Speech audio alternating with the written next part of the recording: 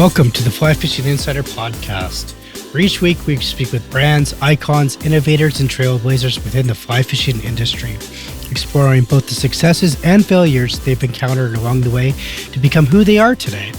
But first, if you have not yet subscribed to the podcast or joined our email list, please do so by going to the flyfisherinsiderpodcast.com, or you can also find us on Instagram at flyfisherinsiderpodcast. Now let's begin.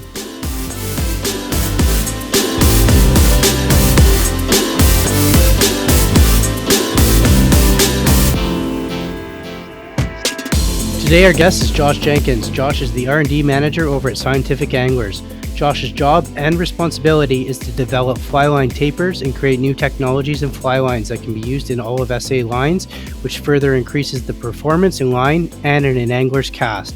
Josh is personally responsible for much of the new technology we are seeing today from SA, and in many cases, the technology in your current fly line on your reel. Josh is here today to talk about these technologies and fly lines in this special podcast episode. Josh, welcome to the show.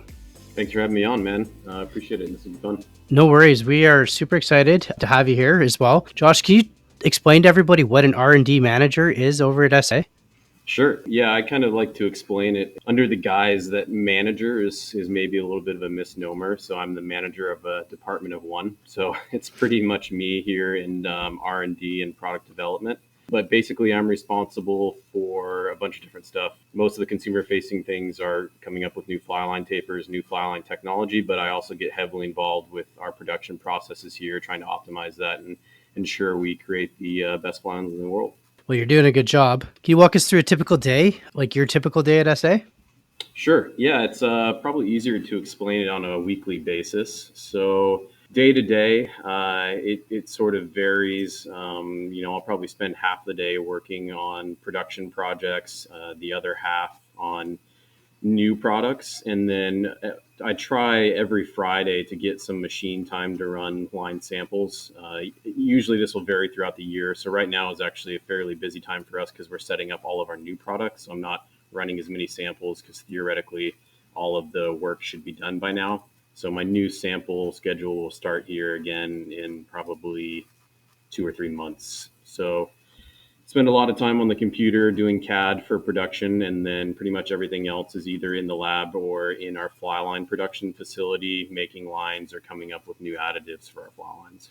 So is your time like equally split between new products versus old products? Yeah, I mean, I think you could say that. It's probably more equally split between new products and production. So once we have a product launched, we really don't have to do much with it, or I specifically don't have to do much with it. We pass it off to our production scheduler. They'll check their inventory levels, and then they make based on what their inventories are. To be honest, if we have to go back through and I have to do something with an old product, it's usually because something was set up incorrectly. So I try to avoid those situations as much as possible. I mean, I think that's pretty cool, Josh. At the end of the day, like you're spending a work week is 5 days for you. You're spending at least 2.5 days a week on development of fly lines. Mm-hmm. Like, walk us through that. Like, what is it like to develop fly lines? Yeah, so there's two scenarios. One is one of our either a pro staffer or a field test staff or a friend of the brand comes to us with an idea for a line, and I'll take their parameters, create a sample, send it out to them, and then also send it out to some other applicable field staffers for testing. And the second scenario is an internal scenario. So the idea for the fly line either comes from me or someone in here, and then we send it out. But basically, you can boil it down to, you have an application, you come up with an idea for the taper, you select the right materials, whether it's tropical saltwater or, cold water trout line, run a sample, send it out to field staff. And if they don't like it, you keep iterating and changing things until you get a sign off. Crazy. I'm a big fan of SA, and that's no secret. But it's also no secret that SA has been a game changer in fly line technology. Why do you think this is? Well, to be honest, so I've been at SA for 3 years now. And prior to me being here, I think probably one of the most recognized names as the product development R&D guy was Bruce Richards. And he had this position, I think, for like 30 some years. Great guy. Bruce is still really close to the brand, and I consider him a good friend of mine. Mm-hmm. In Bruce's day, a new taper was a pretty big deal, right? So if you imagine whenever fly fishermen started with silk lines and SA developed the first plastic coated fly line, tweaking tapers back then was a really big deal. But I think what we realized as through the course of making fly lines is that eventually you're going to reach this plateau where most tapers have already been explored. And to be competitive and to keep creating new lines, we had to shift our focus more towards the technology that you put into a fly line, because there really isn't a plateau there. You should always be able to come out with new technology for a fly line. But the taper plateau, and I think specifically with single hand lines, we're getting pretty close. I think there's, if you look at most tapers in the categories of tapers, you have your aggressive weight forwards, sort of your lesser weight forwards, your double tapers. In about 80% of those categories, I would say, the vast majority of available tapers have been explored. So we like to focus on things that truly differentiate our fly lines in the market, and that's technology. Josh, I didn't quite want to get into tapers just yet, but while we're on the topic, for those that don't know, can you explain what a taper is and why it's so important? Sure, yeah. So the difference between fly fishing and any other kind of fishing is that in fly fishing you're relying on the weight of the fly line or the mass of the fly line to load the rod and make the cast. By comparison, a fly doesn't have very much weight, so you have to rely on the weight of the fly line to make that cast. And pretty much every other kind of fishing, you're relying on either the weight of the lure or a bait to load the rod and make the cast. So what we do is we taper that fly line, and basically that pushes mass to different areas of the fly line.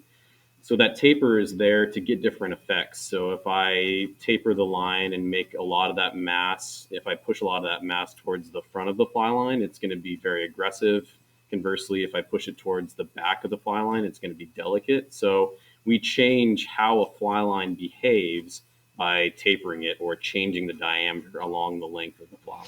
And different fly lines have different tapers. Is that correct? That's correct. Yeah, and it's the taper is application specific and probably more accurately fly specific. So a line that we develop for trout is going to be less aggressive than a line that we develop for tarpon, because with a tarpon line, you're going to have to often cast in pretty heavy winds and the flies are larger.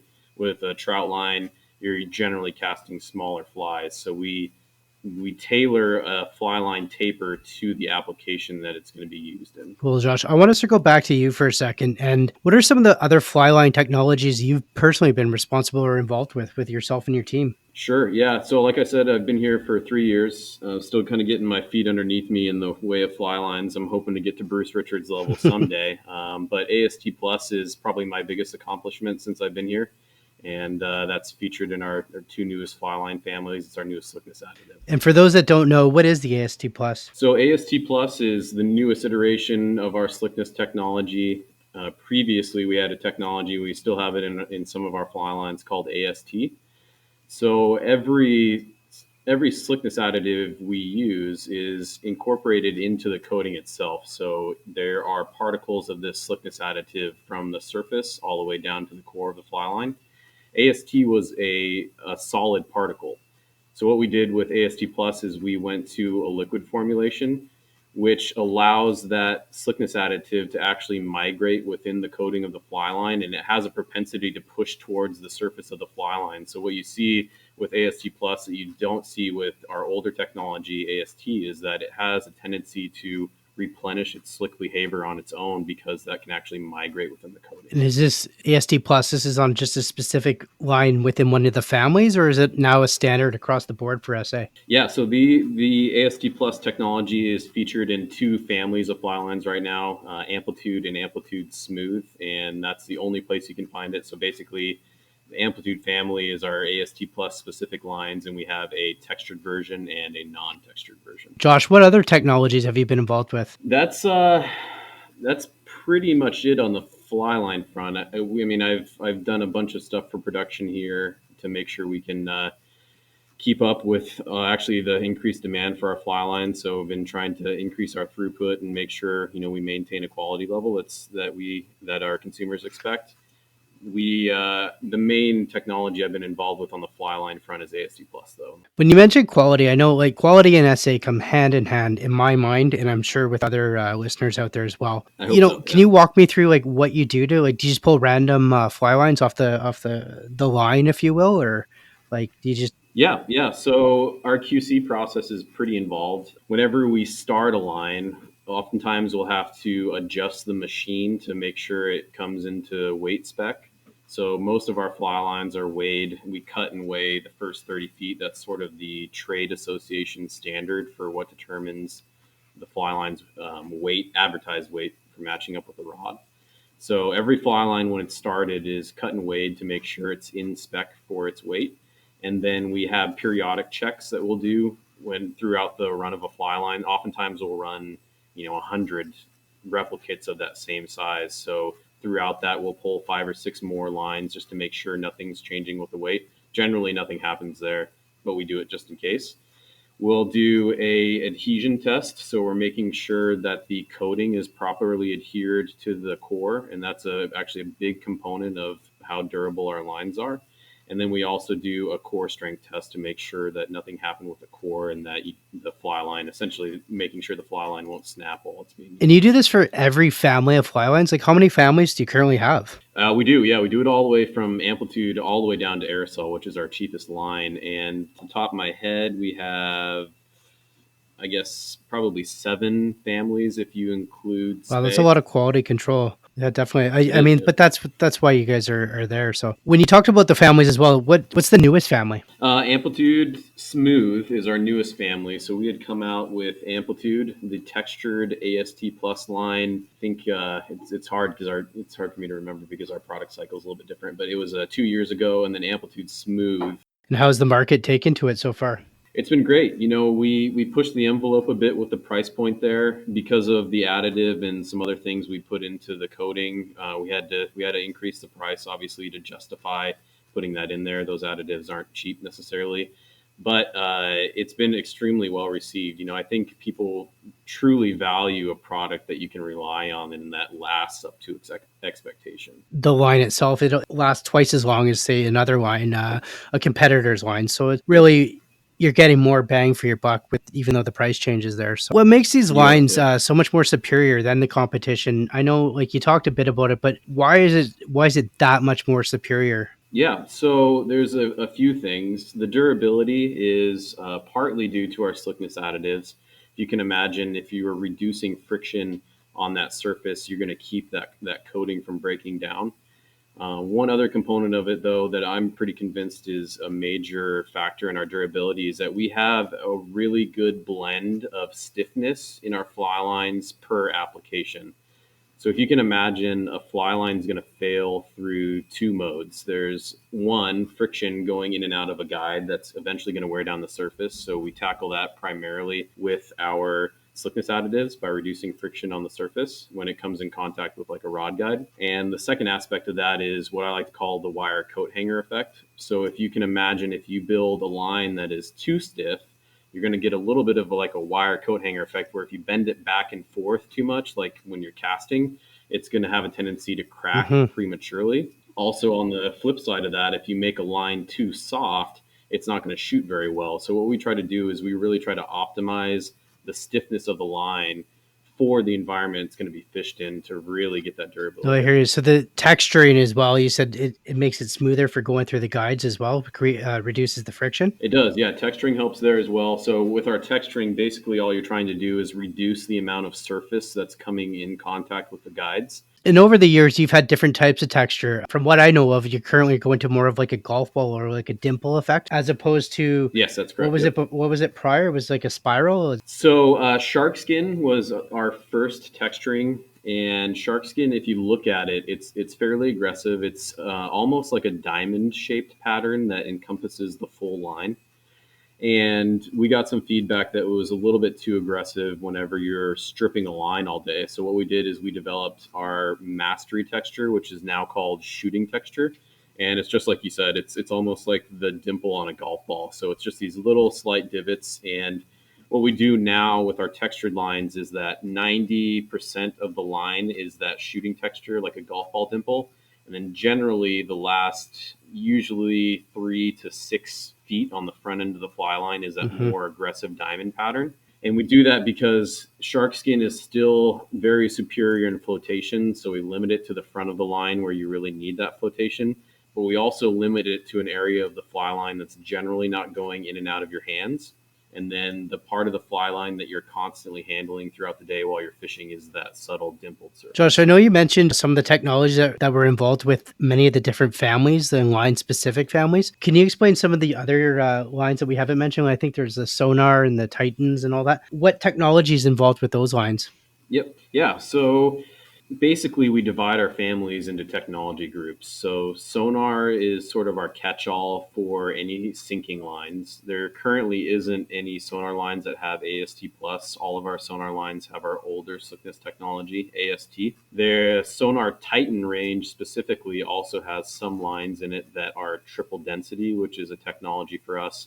Basically, the density gradually increases from the back to the front, so you have a straight line sink with no slack to your fly. Then below that, we have our Mastery series of fly lines. That's 2-color floating lines, and they feature AST. So that used to be sort of our premium smooth line. Now that Amplitude Smooth has replaced that, that's Mm-hmm. sort of bumped down to a second tier. And then below that, we have Frequency, which is a single color AST line, but it only has one loop. And then Air Cell Wet Cell, which has a loop on the front, but it doesn't And have air any. cell, wet cell, that's been around for since the 50s, if I'm not mistaken. Yeah, Air Cell was the first floating coated plastic. And what is it that makes it float? There's some kind of bead or bubble. Is that? Yeah, it's pretty incredible actually. I wish I could show it to you. So we use micro balloons, and basically it's a glass sphere, and they're really small, and they're actually hollow. I don't know how in the world they make these things. It's must be incredible to see. But yeah, it's a small glass sphere that's hollow. And basically, we incorporate those into the coating, and it reduces the density to make the line float. That's been around for a while. So, Josh, I just want to jump to heads now. I have in fly lines and fly fishing. I know you guys are into the spay market as well, and you're also into heads. When we hear the term heads or T6, can you explain to the listeners that don't know what that might be? Sure. Yeah. So generally, if you're talking about a full fly line, you're going to see descriptors like weight forward or double taper. And a shooting head is basically a fly line that doesn't have a running line attached to it. So generally speaking, shooting heads are going to be probably 90% of shooting heads are going to be about 30 feet long, and they're useful for things like surf casting, shooting heads.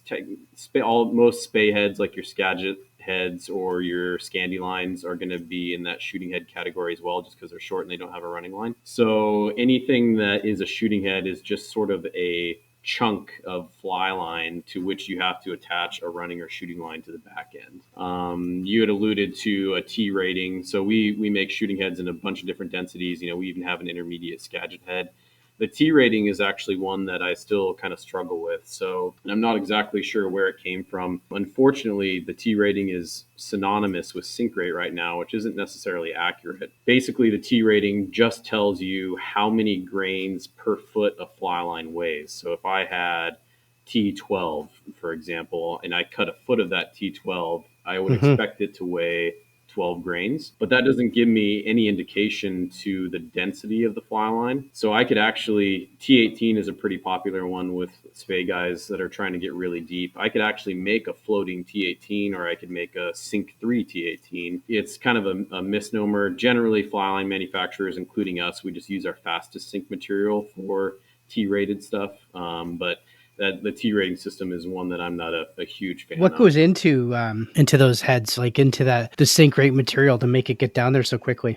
Sure. So just like the micro balloons, it's an additive to the coating, and basically all we do is we add tungsten powder into our plastic mix in the coating, and depending on the ratio of plastic to tungsten there, that's how we can get our different sink rates. So if I put barely any in there, I might get an intermediate or a sink 2, and then if I max out the amount of tungsten, I'll get down to like a sink 7 or a sink 8.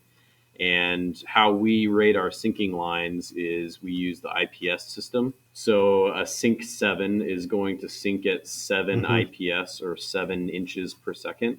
So as you can imagine, the IPS system is a much better metric for sink rate in fly lines because it gives you an exact identification of how many Josh, I'm inches. going to kind of put you on the spot here, but for a novice that's say getting into spay fishing, spay casting up here in the Pacific Northwest, what would you suggest? What lines? Where would you start with? Sure. I've been lucky enough to fish in BC for steelhead a couple times, not nearly as much as I would like, but it's and I actually grew up in Idaho, so I grew up fishing the Clearwater and the Grand Ronde and rivers like that, sort of in middle Idaho. And I would imagine it would probably be a pretty similar setup to what we have. So what we would do is you'd have a Scandi line for summer fishing or early fall, and basically a Scandi line is going to be sort of limited to fishing the upper water column. If you use a sinking leader, you might be able to get down a couple feet, but Scandi lines are also going to be somewhat limited in the size of fly you can throw. Generally, they're better with smaller flies, especially sort of more traditional like greenbutt skunks and things like that. And then as the water gets colder and the fish tend to hold in deeper water, you want to switch over to a Skagit setup with a sink tip. And this is going to do two things. It's going to allow you to get down deeper to those fish that are sort of holding and more lethargic. And it's also going to allow you to throw larger flies that seem to entice lethargic fish more than smaller flies. So it sort of depends on when you're mainly going to be fishing. If you had a Scandi and a Skagit setup, you'd be set for pretty much all of salmon and steelhead season. And what families are those fly lines in? In ours, it all goes into the same family. Actually, we have a spay family that has all of our Skagit and Scandi lines. I want you to explain some other components that go into fly line, just like the loop and why they're there and other important aspects of fly line that people that might not know should know about. Sure. Yeah. So welded loops are a big one. They're primarily there to make rigging easier. Most of our fly lines, especially on the higher end, are going to have loops on either end. So you have a loop that goes to your backing and you have a loop that goes to your leader.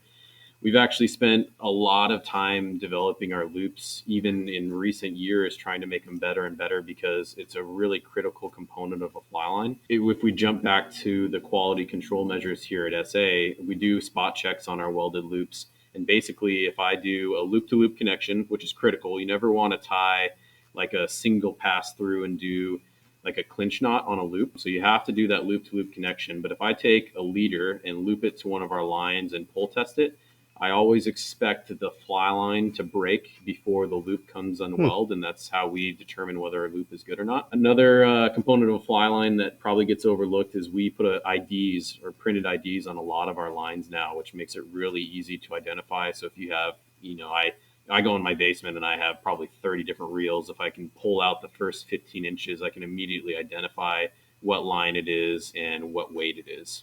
Why is the loop? I just want to go back to the loop. Why is the loop so important? Sure. So the first thing is that it's a convenience factor, right? Tying a nail knot's pretty difficult. And actually, most people that use nail knots have probably experienced this in the past, but it has a tendency to sort of sink the tip, mainly because you're leaving one end of the fly line exposed. So water can wick up in the core and it changes the density of a floating line, which makes it sink. So the fly line's there for convenience. It's there to seal off the end of the fly line so you don't get that sinking behavior. Basically, it seals off the core so it can't get water up in there. But the main thing is you never want to have somebody out fishing and lose the fish of a lifetime because of a loop. Josh, what are some other fly line basic that a beginner must know? Sure. The biggest one for me is probably understanding tapers and weights. And by tapers, I mean, you don't have to know the difference between a 60-inch front taper and a 30-inch front taper, but it's helpful to be able to look at a taper profile and kind of figure out where the mass is or a majority of the mass is and figure out if that line is going to be aggressive or not aggressive. Second part to the taper thing is understanding how head length is going to affect how you fish the line. So we talked about shooting heads previously. There's a concept on single hand lines called head length. And basically, the head length is the length of the portion of the fly line, of everything on the fly line except for the running line. A long head line is going to be better for presentation and distance. A short head line isn't going to be quite as accurate, but it's going to be better for picking up and shooting quick casts. So generally, saltwater lines, bass lines are shorter head, trout lines are longer head.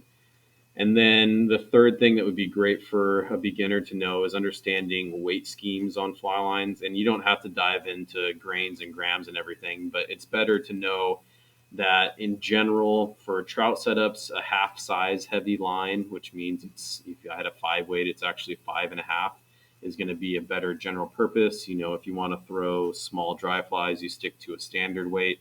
And then as you get into even more overweighted fly lines, we basically develop those lines so that they can throw bigger and bigger flies. So if you sort of understand those three concepts and you can look at a catalog or online. So our SA lines, are they slightly overweighted? Some of them are, and I've actually, since I've started SA, I've been a big proponent of this, being completely transparent with our lines. So if you go in our catalog or online, every single line that is overweighted is listed in a bullet point, and it'll basically tell you how overweighted it is. So Grand Slam, for example, is probably one of our most popular saltwater lines. If I were to go on the webpage or look in the catalog, there's going to be a bullet point in there, and it'll say that it's 3/4 sizes heavy. Mm-hmm. So the consumer doesn't have to go down to the grain weight table and sort of read between the lines. So just sort of just just trying to be as transparent with our consumers. And that actually leads me to my next question. Why do you overweight a line? Sure. So there's a few reasons. The first one that I like to tell is,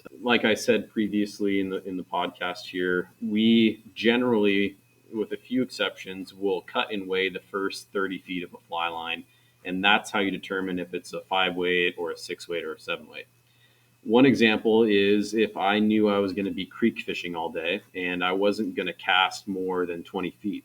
So if I used a standard fly line in that situation, I'm not utilizing the full 30-foot weight, so it's probably not going to load my rod correctly.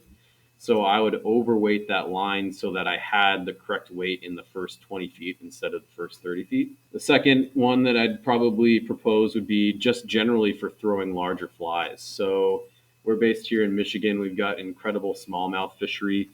And the truth is that if you're throwing a large deer hair, Dahlberg diver, or a popper, we like using 7-weight rods a lot. It's actually pretty difficult to use a standard 7-weight line and throw that popper.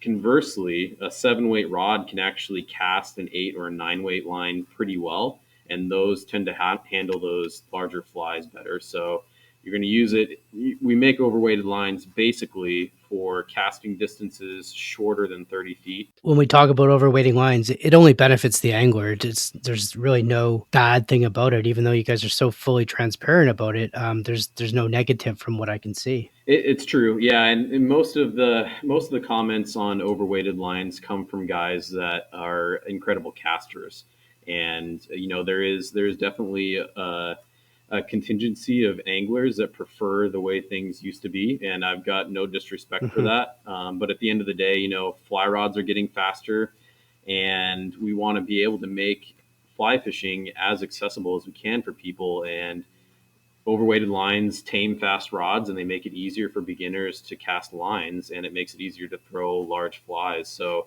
it's kind of a no-brainer in my mind. We still do have true to line weight lines, and one of them that's our most popular is our expert distance. So we have lines that cater to both sides. Of course, yeah. Josh, you mentioned what makes an aggressive line versus a non-aggressive line. Can you explain to us a bit more about that? Basically, how aggressive a fly line is going to be determined by where the bulk of the mass is. So for our listeners here, if you wanted to go onto our website, I could give you a couple examples sort of on either end of the spectrum. The aggressive end would be our Titan fly lines. If you were to look at the profile for the Titan, towards the front end of the line where you attach your leader, there's sort of a secondary bump. So there's a really big diameter towards the end of the fly line. That means there's a lot more weight towards that end. And basically, if I have weight pushed towards the front of the fly line, it's going to turn over harder or more aggressively. So that's going to be better paired for large flies. On the opposite end of the spectrum, if you went on our website or looked in our catalog, and you could find a line called the Mastery VPT, most of that line is actually front taper. So a lot of the mass is pushed towards the back of the head. And what happens there is you get this long, fine front taper. And because there's not very much mass towards the front of the line, it's going to turn over more delicately. So that's going to be a better line for small flies.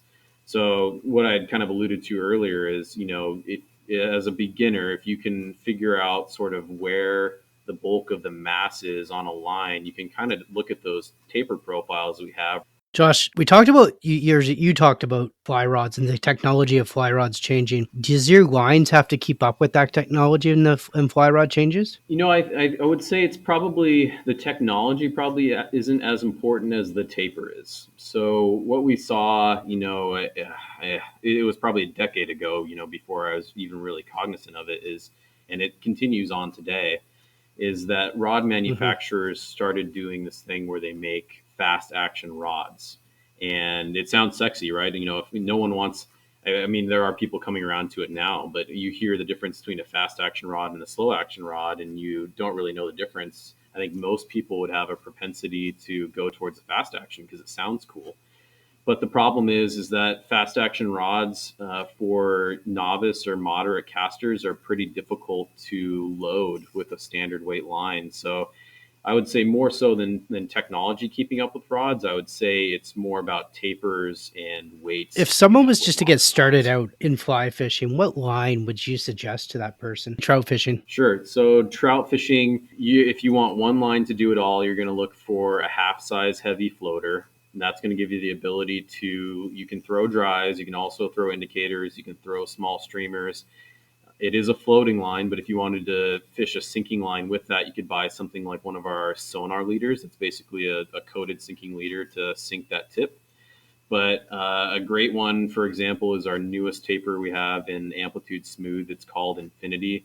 It's an excellent line. It's got just enough punch to handle any trout rig you'd want, but you could also make it delicate for really small flies just by adding a little bit more tippet to your leader system. Josh, I also want to ask you, what are more advanced anglers looking for in your fly lines? Yeah, so it's interesting and pretty fun, and this is sort of it's a path that I sort of went down with my own fly fishing and fly casting. Most people will start out with your standard fly line, which is usually a half size heavy. But and I guess this is probably me speaking personally, but also what I've seen from people I interact with in the industry is that as you keep looking for challenges, generally what I'll see is people will either progress to standard lines like our expert distance and trying to learn distance casting or accuracy casting or something like that. Or what's pretty cool is a lot of guys will start progressing into double hand casting, so or spay casting, because it's a new challenge and they just want to keep developing their skills. So most guys, if you're happy just trout fishing and you don't want to work on your casting or your skills, you can probably use the same line forever. But if you're truly interested in fly lines and improving your casting, guys will either go towards the spay side of things, or they'll go to casting lighter lines and trying to get distance. Josh, I want to know, we've always wanted to know, should we take our lines off our reels when storing them? Nope, you shouldn't have to. So the coating on all of our lines is essentially a plastic, so it's not going to rot or anything like that. So you can actually probably leave them on there for indefinitely without any issues. There's a few things you want to keep an eye out for that can quickly degrade the durability of your fly line. First one is UV, so sunlight. Obviously, most of the time you're fishing, you're going to be out in the sun, but storing your line, if you can at all, you want to try to keep it out of the sun as much as possible when it doesn't have to be there. And then you also want to look out for solvents as well. So really high power sunscreen and DEET that you'll find in some bug sprays are bad for fly lines. What are some other ways the listeners can extend the life of their fly line? Cleaning it is another good way. So fly lines, depending on where you're fishing, if you're fishing, muddy tailwaters or even saltwater, it's going to have a tendency to get dirtier quicker. Basically what happens when you have a dirty fly line is you're going to increase that friction aspect on your fly line. So maybe you'll notice it's not shooting as well, but it's also going to start to degrade the durability of your line if you let it get too bad. Josh, is there anything else you want to add about fly lines today? The only thing I think I would add is that fly lines can seem pretty daunting, and I think we do a pretty good job, laying out the basics, especially for guys that just want one line that can do it all. But I would encourage people listening to this podcast to really get out there and try some new things as well. And again, just to clarify, what was that fly line for guys that are just getting into fly fishing? Yeah, so a great trout line would be our Amplitude Smooth Infinity. I want to thank my guest today, Josh Jenkins from Scientific Anglers. Josh, thank you. Thank you. It was well fun.